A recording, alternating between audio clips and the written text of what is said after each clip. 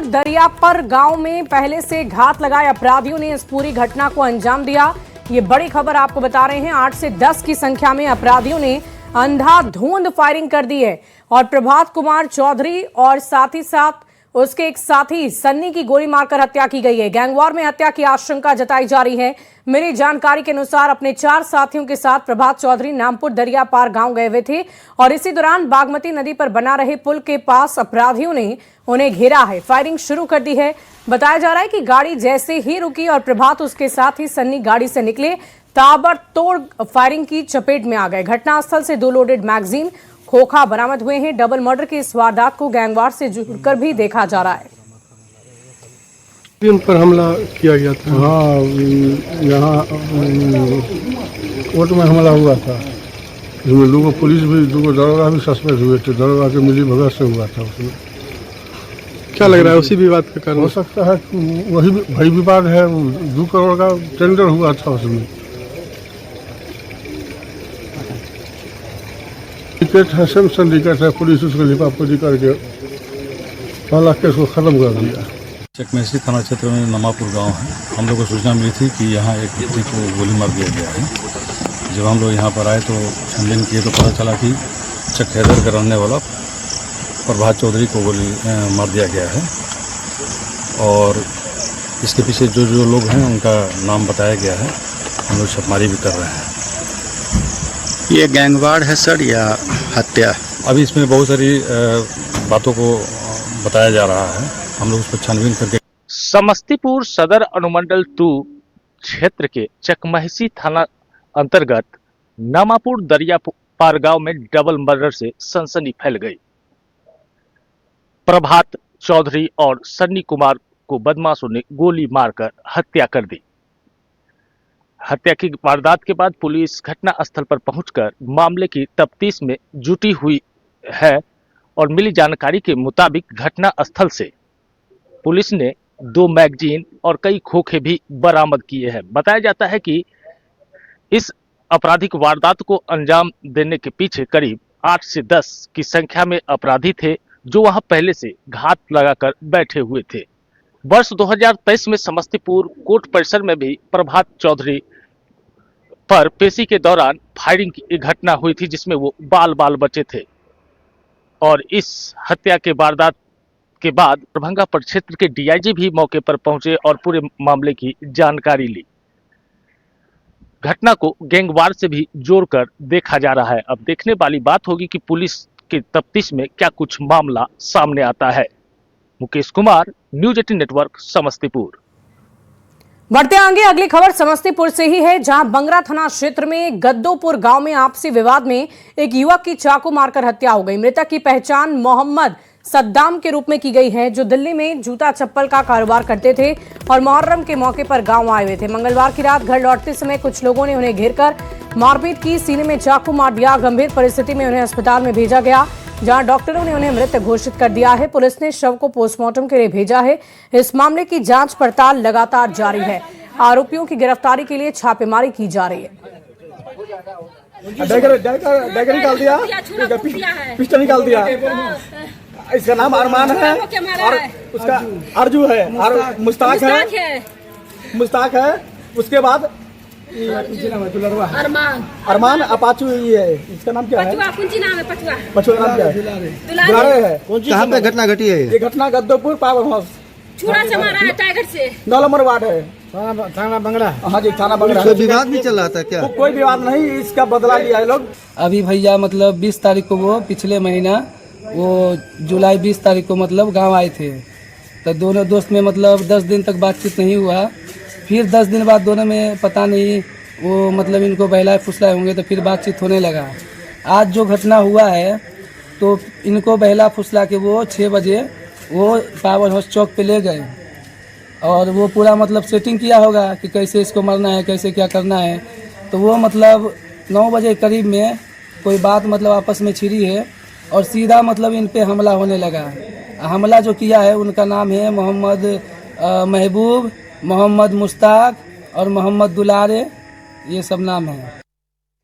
बढ़ते आगे अगली खबर कैमूर से आ रही है, जहां मोहनिया में ट्रकों से हो रही अवैध वसूली का पुलिस ने बड़ा खुलासा किया है। सूचना के आधार पर पुलिस ने NH-19 स्थित परिवहन विभाग के वाहन जांच केंद्र के पास छापेमारी की है। इस कार्रवाई के दौरान ट्रकों में अवैध वसूली करते हुए BSAP के 4 जवान और 5 अन्य लोगों को गिरफ्तार किया गया है। इस मौके से 57,760 रुपए नगद और 9 मोबाइल फोन बरामद हुए हैं। पुलिस के अनुसार सिविलियन जवानों के कहने पर ट्रकों को रोककर पैसे वसूली किया जाता था। सभी आरोपियों के खिलाफ ये मामला दर्ज हो गया है। अब पुलिस इस पूरे रैकेट और इसमें किसी अन्य की भूमिका की भी जांच कर रही है। और दोनों ही साइड में एक झोपड़ी के पास 3 आम नागरिक थे और एक के पास 2 आम नागरिक थे और ये लोग मिलकर सैफ के जवानों के साथ अवैध वसूली कर रहे थे। इनके अलावा कुछ अज्ञात लोग भी थे और ट्रकों से ये लोग अवैध वसूली कर रहे थे। छापेमारी दल ने जब इन लोगों को पकड़ा, 9 लोगों की गिरफ्तारी हुई। 4 सैफ के जवान थे और 5 ये जो आम सिविलियंस थे। तो इनसे जब पूछताछ की गई इस मामले को लेकर तो इनके द्वारा कोई भी संतोषजनक जवाब नहीं दिया गया और कुल जो ये जगह है यहाँ से 57,760 रुपया बरामद किए गए। बढ़ते आगे अगली खबर भागलपुर से आ रही है, जहां एक मकान में चोरी की वारदात को अंजाम दिया गया है। घटना बब्बरगंज थाना क्षेत्र के मिर्जान हाट की है। चोरी की पूरी वारदात CCTV कैमरे में कैद हो गई है, जिसमें देखा जा सकता है कि 4 युवक ताला तोड़कर घर और मिक्सिंग लैब में घुसते हैं, आराम से चोरी की घटना को अंजाम देते हैं, 5 से 6 लाख रुपए की चोरी कर बैठते हैं। टीवी देखे तो रात में 2:15 बजे के लगभग 3-4 चोर आए, अंदर ताला तोड़ के अंदर घुसा और पूरा तोड़ फोड़ करके सारा सामान ले गए। एक CPU मेरा यहाँ पे रह गया, एक CPU और मॉनिटर, बाकी 2 मॉनिटर, 2 हार्ड डिस्क और बहुत सारा सामान फोटोग्राफी में जो यूज होता है वो सब हमारे लैब से चोरी। कितना का नुकसान हुआ लगभग? सामान के मामले में तो देखा जाए तो लगभग 70-80 हज़ार का सामान का नुकसान है, लेकिन मुझे आर्थिक रूप से कम 5-6 लाख रुपया का नुकसान लगा है, क्योंकि बहुत सारा कस्टमर का डाटा हार्ड डिस्क में पड़ा हुआ था जो कि वो चोर साथ में लेते थे। सूचना नहीं है ना, हमने 112 पे भी डायल करके सूचना दी थी तो 112 वाले आए और बोल के गए कि थाने में आप एप्लीकेशन दे दीजिए। तो अब मैं भी जा रहा हूँ थाने में एप्लीकेशन दूंगा। और बड़ी खबर राजधानी पटना से आ रही है, जहां PMCH के जूनियर डॉक्टर्स हड़ताल पर चले गए हैं, जिससे OPD की व्यवस्था बेपटरी हो गई है। इमरजेंसी छोड़कर सभी सेवाएं ठप है। आपको बता दें कि डॉक्टर्स पर बढ़ती हिंसा और अपर्याप्त सुरक्षा व्यवस्था से नाराज जूनियर डॉक्टर्स ने हड़ताल का ऐलान किया है। हड़ताल की वजह से मरीजों की मुश्किलें काफी अधिक बढ़ गई है। इस वक्त की बड़ी खबर आपको बता रहे हैं, हड़ताल पर हैं PMCH के जूनियर डॉक्टर। इस वक्त की ये बड़ी जानकारी, हड़ताल पर Patna medical college and hospital के जूनियर डॉक्टर चले गए हैं। उनके साथ जो हिंसा होती है उस पर वो नाराजगी जाहिर कर रहे हैं। इस खबर की एक जानकारी देंगे पटना से न्यूज़ 18 संवाददाता रजनीश हमारे साथ फोन लाइन पर जुड़ रहे हैं। रजनीश, क्या कुछ जानकारी है, हड़ताल को लेकर क्या तैयारियां की गई है और क्यों ये हड़ताल किया जा रहा है, क्या मांगे हैं इनकी? देखिए, PMCH के जूनियर डॉक्टर लंबे समय से सुरक्षा व्यवस्था मुकम्मल कराने की मांग करते आ रहे हैं और इस बीच जिस प्रकार स्वास्थ्य मंत्री निशंक का लगातार एक्शन देखने को मिल रहा है, एक उम्मीद को लेकर जो है कहा जाए JDA ने बड़ा ऐलान किया और हालांकि इसका साइड इफेक्ट शुरू हो गया। सुबह से ही राज्य के अलग अलग जिलों से जो है मरीज यहाँ पहुंचे हैं और OPD काउंटर पर जो है लंबी कतारें लगी हुई है, लेकिन इलाज करने वाला कोई नहीं है। इलाज कराने वाली संख्या बढ़ गई है।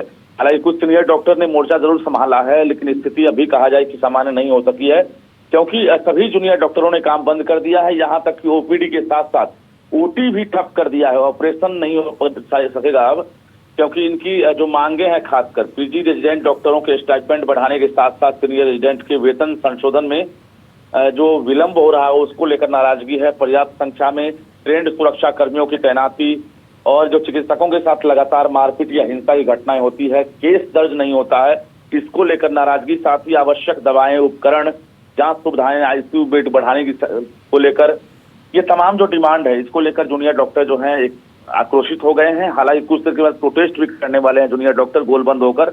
लेकिन बता दें आपको कि अलग अलग जो जिले से मरीज आए हैं वो काफी परेशान हो गए हैं और मरीजों का पलायन भी शुरू हो चुका है।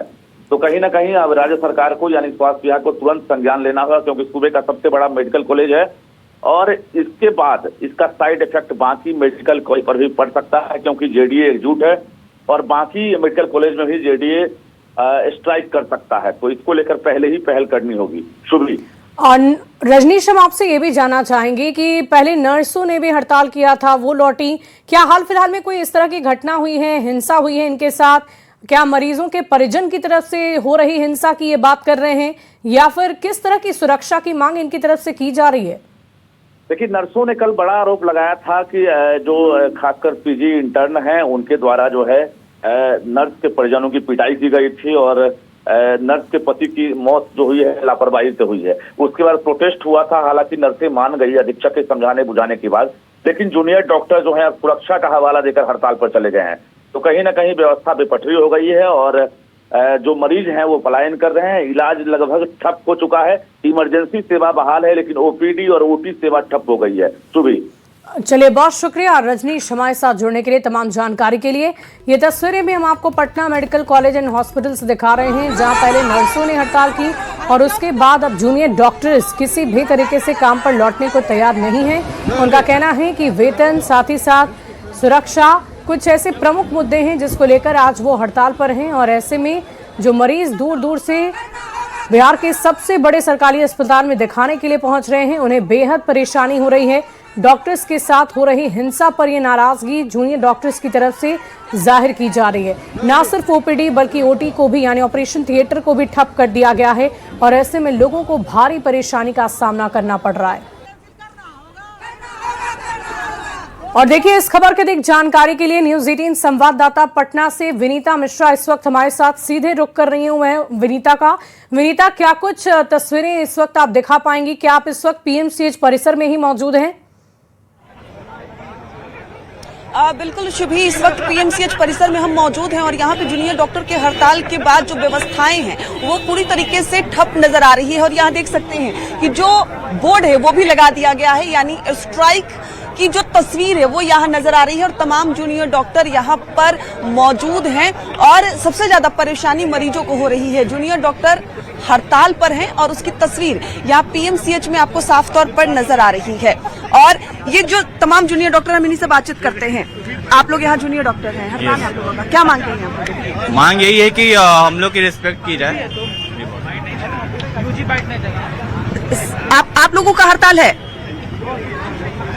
सर? आप लोगों का हड़ताल है? हाँ, हम लोगों का हड़ताल है। हम लोग अब ऐसे रुक जाइए, थोड़ा देर बाद सब एक साथ इकट्ठा हो जाएंगे। नहीं, लेकिन अभी आप लोगों की हड़ताल है, बुला लो, आप लोग सब लोग हो ना? हाँ, क्या कुछ मांगे? आ जाइए, इधर आ जाइए। देखिए, ये तमाम जो जूनियर डॉक्टर हैं यहाँ पे, ये लोग काम करते हैं और इन लोगों की आज हड़ताल है। जी बताइए। देखिए, हर आए दिन यहाँ पे अटेंडेंट्स के द्वारा मारपीट की घटना हो रही है। हर प्रकार के पैरवी वाले पेशेंट आ रहे हैं, कोई सिस्टर का पेशेंट है, कोई नेता का, कोई मंत्री का पेशेंट है और ये लोग आके हॉस्पिटल को अपनी जागीर समझते हैं, डॉक्टरों से हाथापाई और बुरा बर्ताव कर रहे हैं। कल हमारे जूनियर डॉक्टर साथी के साथ सिस्टर द्वारा मारपीट की गई। 12 लोगों को सिस्टर अपने परिजनों को लेके आईसीयू में घुस गई। बाकी पेशेंट्स के स्वास्थ्य के साथ तो उन्होंने खिलवाड़ किया ही, जो क्रिटिकल कंडीशन में है। साथ साथ हमारे जूनियर डॉक्टर पे हाथ उठाया, इन पे हाथ उठाया और उसके बाद आके उन्होंने कार्रवाई के डर से खुद हड़ताल कर दिया। इनसे भी बातचीत करेंगे। आप पे कल हाथ उठाया गया है? कल नहीं, परसों हुआ। परसों हुआ था। क्यों मारपीट हुई आपके साथ? क्योंकि वो उस सिस्टर के अटेंडेंट जो थे वो उनके हस्बैंड ही एडमिट थे। हम लोग ट्रीटमेंट किए और वो लोग कुछ भी तो बोले जा रही हैं कि रूम बंद करके ये किया गया, सीसीटीवी कैमरा लगा हुआ वहाँ पे खुलवाया जाए और देखा जाए। उसके अलावा बोलती हैं कि कुछ भी आप दवाई दिलवा दिए, दवाई दिलवा दिए, वो इमरजेंसी प्रोसीजर में पेपर निकलवाया जाए, पेपर में लिखा हुआ है एक एक चीज। अगर उसमें कुछ भी ऐसा लिखा हुआ है तो हम जो भी दोषी होगा हम एक्सेप्ट कर लेंगे। वहाँ पे पेपर पे लिखा हुआ है। बिल्कुल। वो सिस्टर विनीता, हम इनसे जरा पूछिए कि क्या ये इनकी आपसी लड़ाई है या बाहर से भी जो दूसरे जिलों से परिजन आते हैं, मरीज आते हैं, उनके द्वारा भी इनके साथ हिंसा की जाती है? एक महत्वपूर्ण सवाल, आप बस एक सवाल, ये आपसी लड़ाई लग रही है कि बाहरी लोग भी ऐसे अटैक करते हैं डॉक्टर पे? ये ऐसा आईसीयू में हमेशा ही जो होता है, पैरवी आते रहता है, पैरवी हमेशा आते रहता है, हमेशा प्रेशर बना। डॉक्टर एक सॉफ्ट टारगेट बन गया, ऐसा लग रहा है आप लोगों को? लग नहीं रहा है, रियलिटी है ये। तो आपने आपस में बातचीत की थी अपने सीनियर से या फिर किसी? सुपरिटेंडेंट को आके हम लोग बताए थे, सुपरिटेंडेंट रूम में आकर के धमकी दिया गया था। अच्छा, ये चीज तो सुपरिटेंडेंट रूम में आकर हड़ताल कर रहे हैं और कई जो मरीज हैं उनकी व्यवस्थाएं ठप है। बुरा लग रहा है? जो डॉक्टर होने के नाते क्या बुरा लग रहा है? बुरा हम लोग को लग रहा है, लेकिन हम लोग जिस दिन पिटाए उस दिन तो कोई नहीं है। और इमरजेंसी हम लोग आईसीयू, अभी भी स्ट्राइक हो रहा है। कल सिस्टर लोग आईसीयू छोड़कर निकल गई, हम लोग अकेले आईसीयू में बैठे हुए थे, वो जबकि उसी दिन परसों दिन ही हम लोग पिटाए हुए हैं और उसके बाद भी अकेले हम लोग आईसीयू में बैठे हुए हैं। मतलब सुपरिटेंडेंट के कैबिन में भी धमकी मिल रही है, वहाँ भी ये सब हो रहा है। हाँ बोल तो रहे हैं। बताइए कि ये जूनियर डॉक्टर्स हैं और कहीं ना कहीं इनकी जो मांग है वो जायज भी है, क्योंकि ये किसी की रक्षा के लिए काम करते हैं और धरती का भगवान डॉक्टर को कहा जाता है और इनके साथ ही ये सब कुछ हो रहा है। आप लोग भी डॉक्टर हैं, समर्थन कर रहे हैं क्योंकि वाकई विनीता बहुत सारे डॉक्टर्स वहां पर मौजूद हैं और सब अपनी अपनी परेशानी बयां कर रहे हैं, लेकिन हाल फिलहाल में जो नर्स के पति की मौत हुई थी उसके बाद ये हड़ताल नर्सों की तरफ से पहले किया गया और अब डॉक्टर्स बार बार यही कह रहे हैं कि सोच पारवी करके जब लोग पहुंचते हैं अस्पताल में हमारे साथ हिंसा करते हैं, ऐसे में हमारे लिए इलाज करना मुश्किल हो जाता है और इसीलिए आज ये हड़ताल हमारी तरफ से किया जा रहा है। बढ़ते आगे, पटना की बांकीपुर विधानसभा सीट का उपचुनाव बेहद दिलचस्प हो गया है। बीजेपी अध्यक्ष नितिन नवीन के राज्यसभा सांसद चुने जाने के बाद खाली हुई इस सीट पर मुकाबला त्रिकोणीय होने जा रहा है। जन सुराज के संस्थापक प्रशांत किशोर के चुनाव लड़ने के ऐलान के बाद आरजेडी ने पहले रेखा गुप्ता को अपना उम्मीदवार घोषित किया और अब बीजेपी की ओर से भी अभिषेक सिन्हा बंटी को बतौर पार्टी उम्मीदवार मैदान में उतारने का ऐलान कर दिया गया है। महागठबंधन की सहयोगी कांग्रेस ने हालांकि अपना उम्मीदवार उतारने के संकेत दिए हैं, पर पार्टी के सीनियर नेताओं ने इसकी पुष्टि नहीं की है। वैसे एकमात्र सीट पर होने वाले इस उपचुनाव ने बीजेपी की इस पारंपरिक सीट को प्रतिष्ठा की लड़ाई जरूर बना दिया है। क्या है ये पूरी खबर, एक स्पेशल रिपोर्ट में आपको दिखा देते हैं।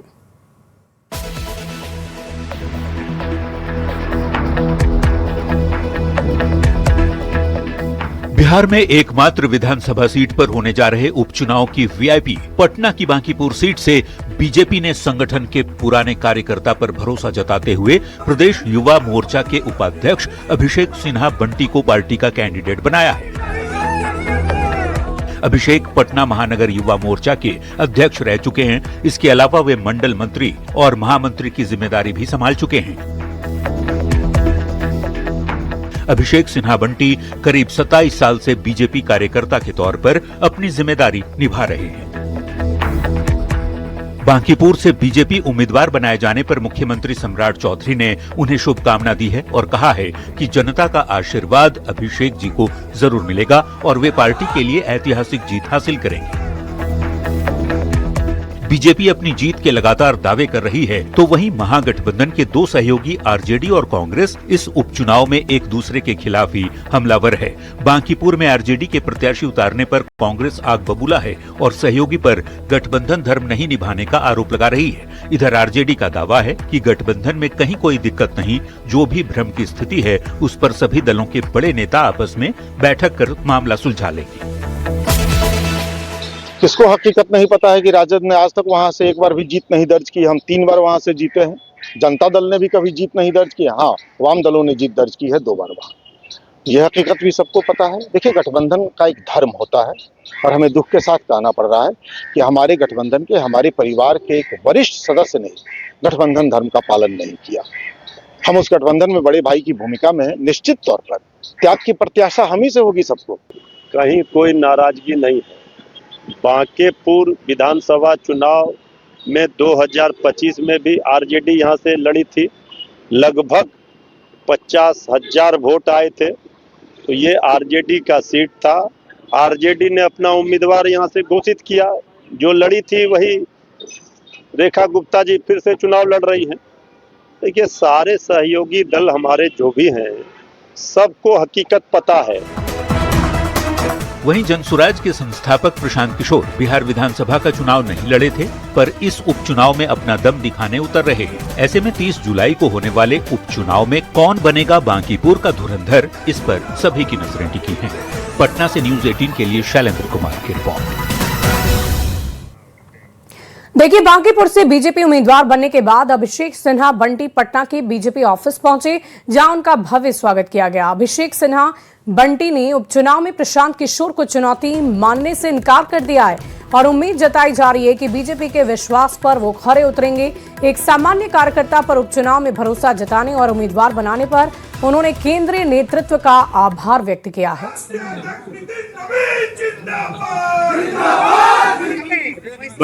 मेरे ऐसा कार्यकर्ता को भारतीय जनता पार्टी राष्ट्रीय नेतृत्व, बिहार के नेतृत्व भरोसा किया है। मैं उनके विश्वास पर खड़ा उतरूंगा। प्रशांत किशोर कितनी बड़ी चुनौती होंगी? कोई चुनौती नहीं है। कोई चुनौती नहीं होगी। बांकीपुर विधानसभा उपचुनाव को लेकर हलचल काफी तेज हो गई है। प्रशांत किशोर के उतरने और बीजेपी से जमीनी कार्यकर्ता को टिकट मिलने से मुकाबला बेहद रोमांचक हो गया है। वहीं आरजेडी ने उम्मीदवार उतारकर मुकाबला त्रिकोणीय बना दिया है। बांकीपुर की जनता के मन में क्या है, ये जानने की कोशिश की है न्यूज 18 संवाददाता आनंद अमृतराज ने। तो बांकीपुर विधानसभा चुनाव हाई प्रोफाइल होता जा रहा है। प्रशांत किशोर ने उतरने की जैसी घोषणा की उसके बाद मुकाबला और भी रोचक हो गया और मुकाबला त्रिकोणीय बताया जा रहा है। आरजेडी ने अपने उम्मीदवार उतार दिए हैं, कांग्रेस के तेवर अभी भी तीखे हैं। कांग्रेस क्या करती है ये कुछ दिन में पता चलेगा, लेकिन बीजेपी ने एक जमीनी कार्यकर्ता को टिकट दिया है।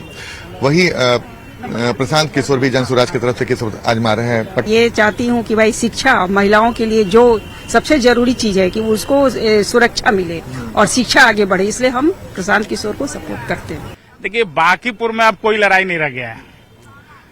बांकीपुर में जो भी लड़ाई था, जो थोड़ा बहुत था, वो खत्म हो गया।